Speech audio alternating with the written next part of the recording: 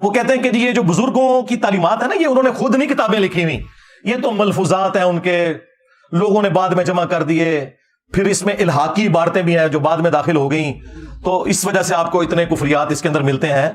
اور پھر انہوں نے ساتھ اس کے ایڈ کیا کہ اگر یہ بزرگ ہمارے زمانے میں ہوتے ہیں نا تو ہم انہیں سامنے بٹھا کے خود پوچھتے کہ حضرت یہ آپ نے بکواس ارشاد فرمایا ہے؟ ہاں بکواس ہی ہے نا، بکواس چھوٹا لفظ بول رہا ہوں، کفر بکا ہے آپ نے، یہ چشتی رسول اللہ والا کفر آپ نے بکا ہے۔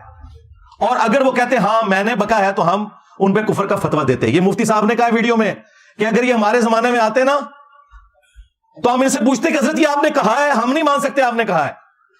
اگر پھر بھی وہ کہتے نا کہ ہم نے کہا ہے تو ہم ان پہ کفر کا فتویٰ دے دیتے۔ سرکار تو یہی تو بات میں بھی کر رہا ہوں، آپ نے مان لیا یہ کفریات ہیں۔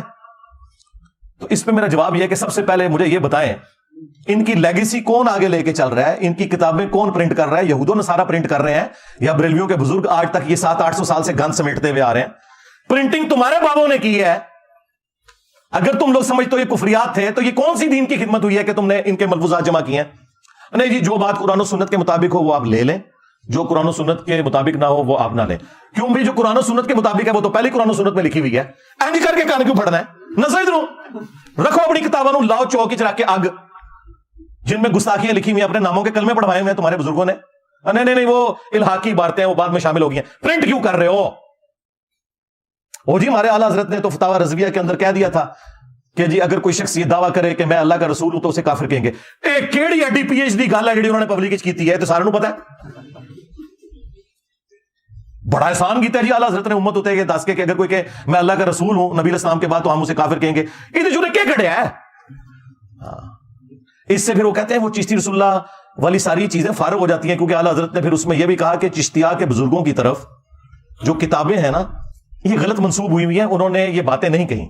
لیکن سرکار اعلیٰ حضرت بھی پھر میری داڑھ تھلے آ گئے۔ میں نے ان کو بتایا کہ بھائی فتاوی رضویہ میں آپ چشتیہ کے بزرگوں سے تو جان چھڑا لو گے، لیکن فتاوی رضویہ میں اعلیٰ حضرت نے ایک ایسی کتاب کی تعریف کی ہے، نہ صرف تعریف کی بلکہ کہا یہ رسول اللہ کی بارگاہ میں مقبول ہے، سبع سنابل، اس کے اندر بھی چشتی رسول اللہ نکلا ہے۔ اگر اعلیٰ حضرت کو پتا تھا کہ اس میں چشتی رسول اللہ لکھا ہوا ہے، اس کے باوجود اس نے تعریف کی تو اعلیٰ حضرت گیا، اعلیٰ حضرت صاحب تسی گئے، اور اگر نہیں پتا چلا تو تیری بزرگی گئی۔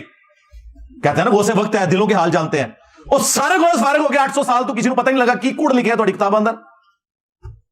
تو اعلیٰ حضرت بھی مجرم ہے، کیونکہ انہوں نے حشت بہشت کو اگر فراڈ کہا ہے نا تو سبع سنابل کی تعریف کی ہے، اور تم لوگ تو حشت بہشت بھی چھاپ رہے ہو اور سبع سنابل بھی چھاپ رہے ہو۔ لہذا چشتی رسول اللہ اعلیٰ حضرت کے کھاتے میں ڈل گیا، سیدھی سی بات ہے۔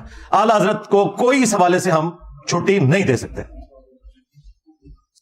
اور تفنن کے لیے میں عرض کروں گا پھر کہ اعلیٰ حضرت پھر اسے مانو کہ جس نے اتنے 100 سال بعد تمہیں بتایا کہ تمہارے بزرگوں نے کتابوں میں کیا گند گھولا تھا اور تمہارے بزرگوں نے کیا کتابوں میں گند چھاپا تھا، یہ تو جس نے بتایا نا اسے پھر اب اعلیٰ حضرت مانو، اور ٹائم قیامت تک ہے، مننا کو نہیں تسی، ہاں لیکن آپ کے عوام مانیں گے۔